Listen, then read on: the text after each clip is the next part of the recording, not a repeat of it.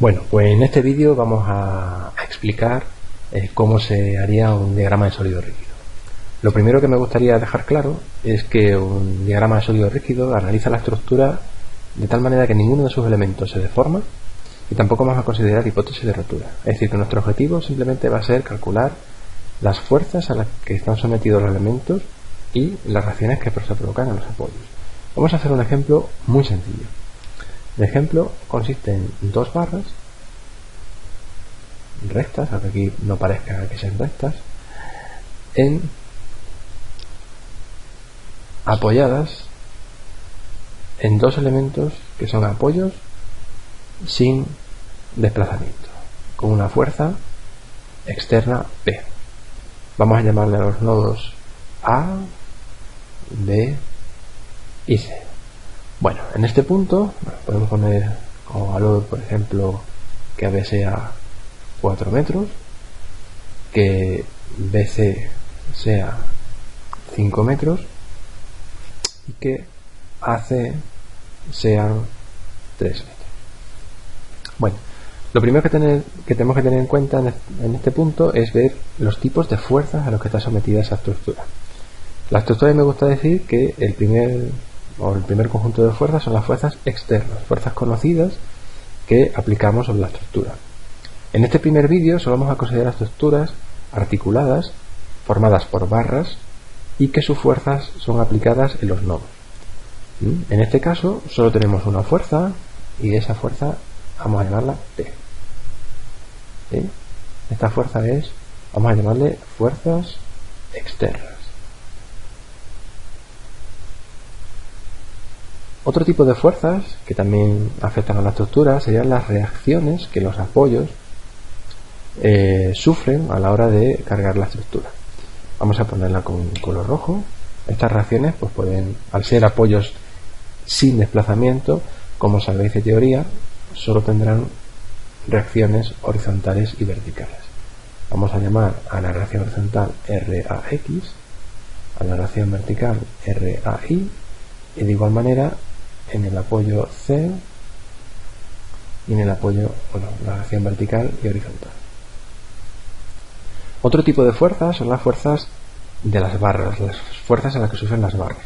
Estas fuerzas, vamos a poner otro color, si las reacciones van en este sentido, recordáis que una estructura articulada de barras, cuyas fuerzas solo se aplican en los nodos, sus fuerzas están en la dirección de la barra. Por tanto, para que esto esté en equilibrio, aquí tendríamos que tener una fuerza que va hacia la izquierda, aquí hacia la derecha, y esto sería una fuerza, como podéis intuir, de tracción, es decir, la barra tira de los nodos. De igual manera, en la barra BC, para tener un equilibrio, nosotros tendremos que tener aquí una fuerza BC de tracción. Pues bien, en este punto, tenemos aquí fuerzas externas. Vamos a poner otro tipo de fuerza que son las reacciones, para que tengamos claros los tres tipos de fuerza que podemos tener. Y por otro lado tenemos lo que son las fuerzas en los elementos.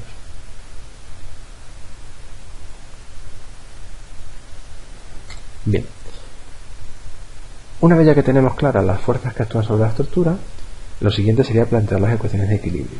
Las ecuaciones de equilibrio se pueden plantear a nivel de estructura total, a nivel de nodo o a nivel de elementos. Vamos a empezar con el caso más sencillo, que es a nivel de estructura.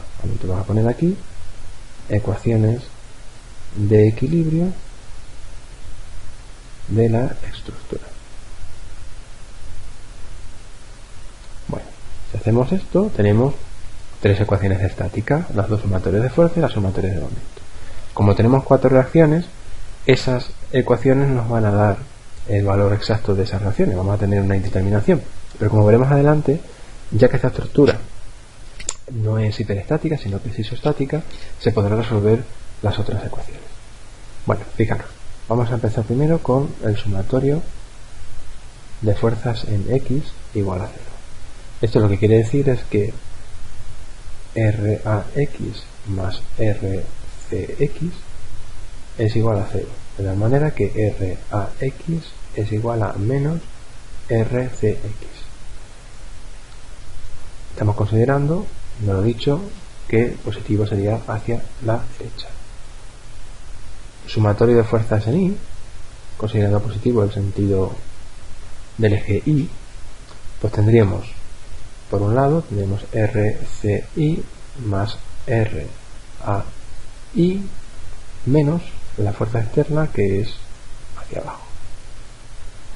Y por otro lado, tendríamos sumatorio de momentos, como se le dice clase, positivo de sentido horario, igual a 0. La pregunta es en qué punto vamos a hacer el sumatorio de momentos. Hay que elegir siempre un punto que nos permita determinar de forma más fácil las incógnitas. Por ejemplo, en el punto A tenemos dos reacciones que se aplican en el punto A más una reacción RCI cuya recta pasa por A. Por lo tanto, la única fuerza que haría momentos respecto de A sería la reacción RCX y también la fuerza externa.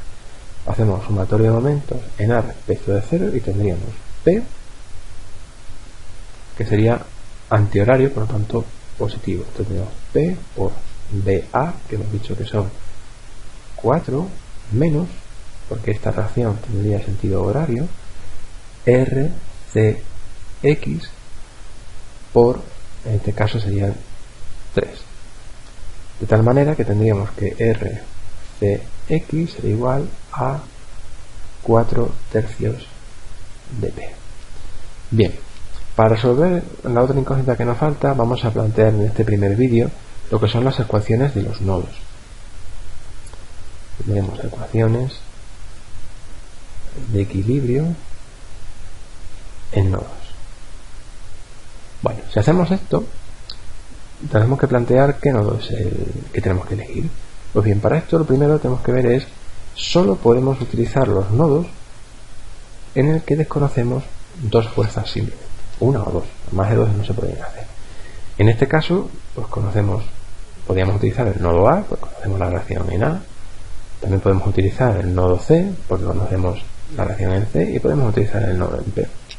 Vamos a plantear el nodo A para que veamos una cosa interesante. Fijaros, si yo ahora cojo el nodo A, en el que tengo, como podemos ver, una fuerza del elemento AB, y luego tenemos las reacciones en el nodo, la RAI y la RAX, nosotros tendríamos, por ejemplo, sumatorio de fuerzas en X igual a 0. ¿Con esto qué obtenemos? Pues tenemos que FAB ya directamente, de una forma mucho más fácil, sería igual a RAX, y RAX sería menos RCX, es decir, menos 4 tercios de P. ¿Eso qué significa? Si tenemos un signo contrario al que hemos considerado, bueno, pues que la barra FAB trabaja, en lugar de tracción, trabaja a compresión. También podemos hacer el sumatorio de fuerzas en I igual a 0, de tal manera que nos damos cuenta que tenemos que RI es igual a 0.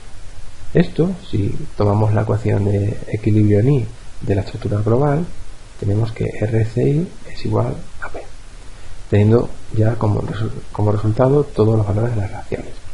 Una vez que tenemos esto, el siguiente paso que voy a hacer en un diagrama de sólido rígido es calcular las fuerzas de las barras.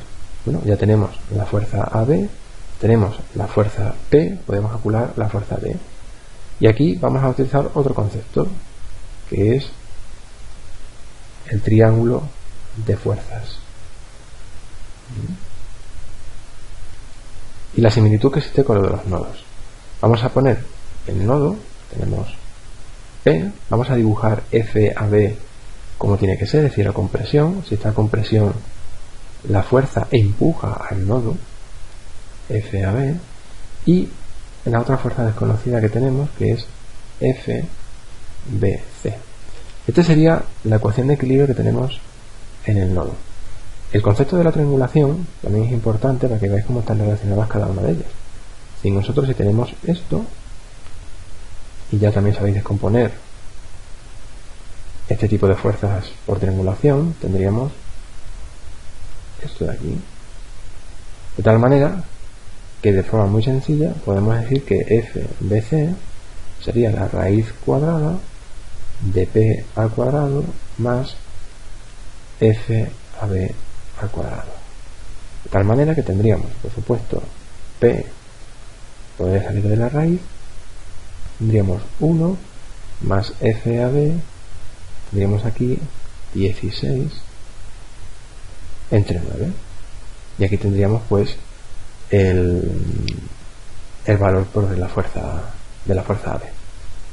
Y con esto, bueno, pues nos damos cuenta que la fuerza BC es una fuerza que está trabajando a tracción, como más o menos podíamos intuir.